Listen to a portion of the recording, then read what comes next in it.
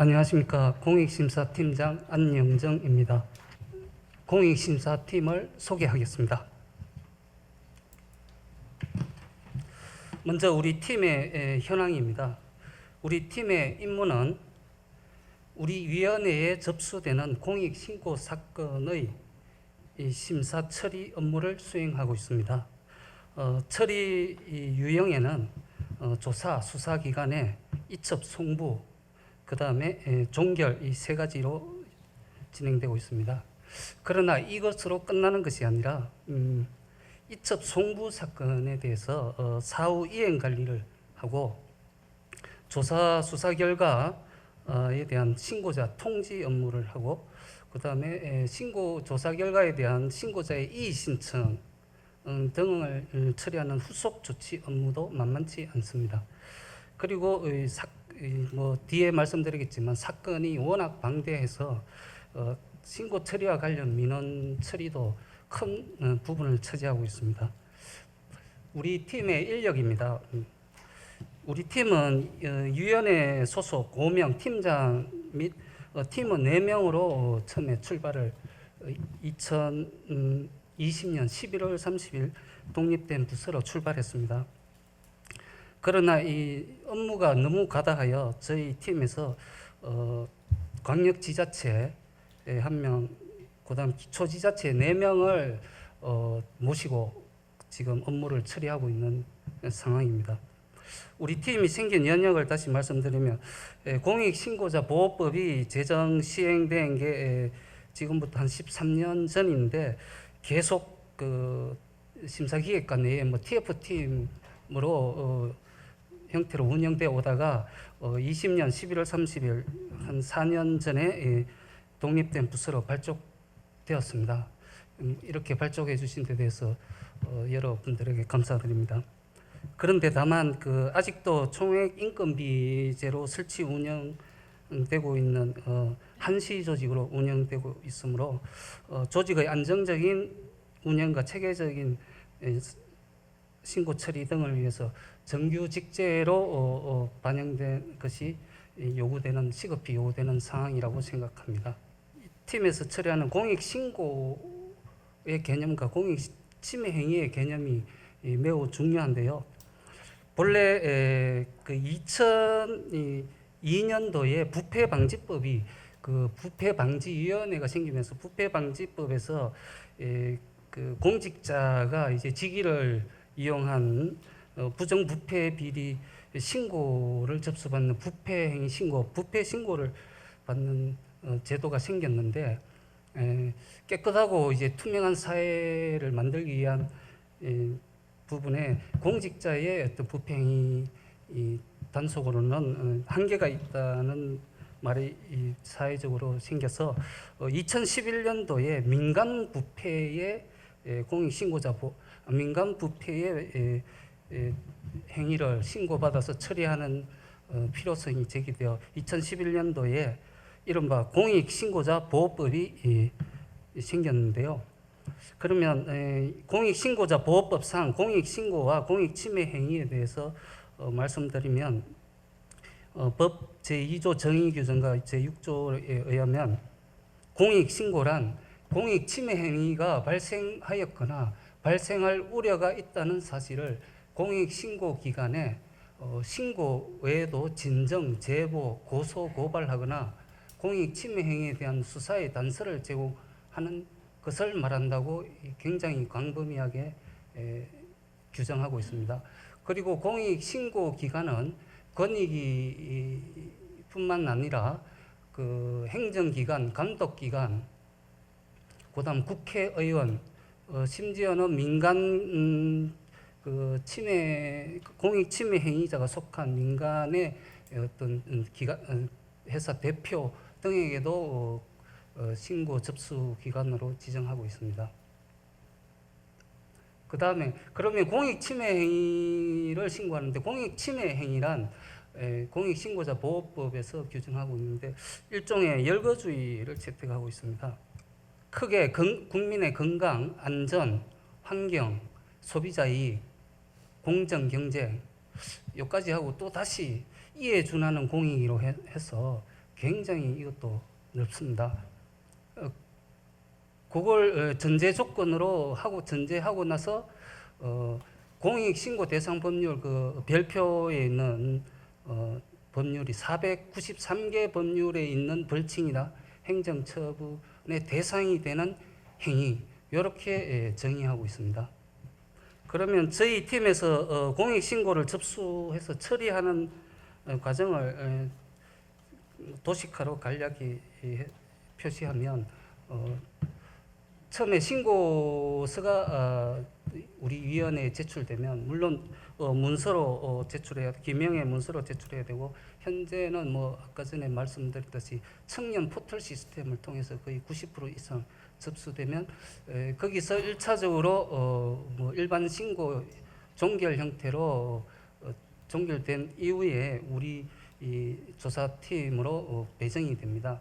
그러면 저희 팀에서는 공익신고의 경위나 취지 등 신고 내용을 특정할 수 있는 필요한 사항을 확인하고 신고 사항의 진위 여부도 확인하고 또 위반 공익침해 대상 법률을 검토해서 이러한 사항들을 신고 심사 의견서를 작성합니다. 그 신고 심사 의견서는 지금 그 국장까지 결재를 하고 거기서 필요한 경우에 물론 저희 이첩 같은 경우에는 위원회에 이제 안건으로 변환해서 올리는데 현재 업무가 과다한 사항이라서 훈령 그 얘기로 징역 5년 이하보다 뭐 벌금 5천만 원 이하 사건은 다 지금 심사보고국장 정결로 보내는 실정입니다. 뭐 이첩 송부 종결에 대한 구분은 생략하겠습니다. 그 다음에 이렇게 처리하고 이제 신고자한테 뭐 이첩 송부 종결 사실을 통지하면 이제 이첩 송부 사건은 이제 수사기관에서 조사 및 수사를 하고 조사 종료 후 10일 이내로 다시 우리 위원회 팀으로 그것 조사 결과를 통보해 주게 됩니다. 우리 위원회는 그 조사 결과를 신고자에게 통보하고 또 조사 결과가 미흡한 경우에는 직권 또는 신고자의 이의 신청에 따라 재조사 요구도 시행하고 있습니다.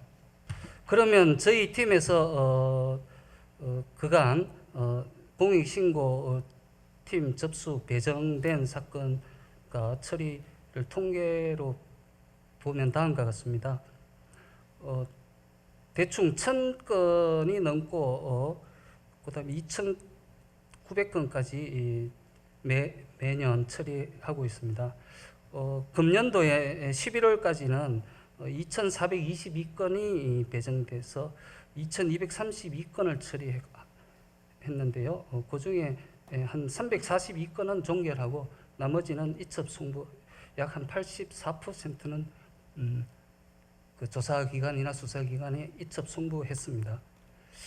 금년도 이첩 송부 사건이 조사기관으로부터 저희 팀으로 조사 결과가 통보된 건을 보면 금년도 11월까지는 1028건이 통보받았는데 조사 결과 혐의가 확인된 건이 531건, 무혐의가 497건, 혐의 적발이 약간 50%를 약간 상회하는 상황입니다. 마지막으로 저희 팀의 성과를 말씀드리겠습니다. 첫째, 신속하고 적극적인 신고 처리로 신고자의 만족도를 제고하였습니다. 그림에서 보듯이 공익신고 처리 건수는 전년 대비로 해보면 879건을 더 처리했습니다. 그럼에도 불구하고 평균 처리 기간을 보니까 작년 36일이 걸렸는데 금년도 24일, 11일 정도가 단축되었습니다. 제가 팀장을 하면서 가장 중요한 것은 빨리 신속하게 처리하는 것이 중요하다고 했는데 이 정도로 그래도 이 처리 기간이 단축될 텐데 깜짝 놀란 정도였습니다. 또 그런데 이첩 송부율은 또 종결을 하지 않고 이첩 송부한 건은 1% 정도 늘었습니다. 두 번째로 실로 우리 위원회, 우리 팀의 신고 처리로 인해서 방대한 공익 침해 행위가 혐의가 확인되고 조치해서 우리 공익신고자 보호법, 공익신고자 제도가 실질적으로 우리 사회에서 강하게 작동되고 있다는 것을 확인할 수 있습니다. 금년도 11월 30일 기준으로 수사기관 조사 결과를 집계를 해보니까 송치가 222건이고 고발 수사 의뢰가 76건, 영업정지 폐쇄 209건, 시정명령 213건 등의 조치가 있었습니다. 그다음 금액적인 부분을 한번 집계를 해봤는데요.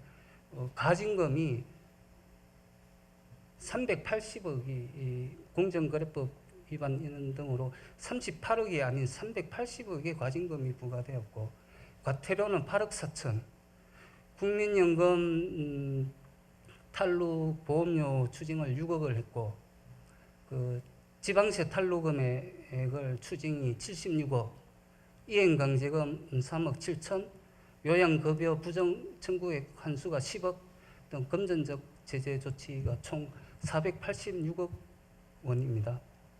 또 그 의료 분야 불법 리베이트에 대한 광범위한 수사를 견인했습니다. 의료 분야가 우리 사회에 아직도 고질적인 민간 부패 분야인 것이 확인되었는데요. 뭐 언론 기사에 나온 내용인데 9월 달에는 이제 불법 리베이트 모 제약회사 임직원을 구속했는데 거기에 입건된 의사가 279명 등 총 319명이 입건되고 현재 계속 수사가 진행 중에 있습니다. 그 다음에 두 번째 SBS 놓은 거는 사실상 경찰에서 무혐의 종결했는데 저희가 수사가 미흡하다고 해서 재수사 요구를 한 결과 다시 수사해서 그 전공의들이 이제 리베이트를 받는 부분이 인정돼서 전공의 4명을 송치하는 결과를 가져왔습니다. 이상 공익심사팀 업무 소개를 마치겠습니다.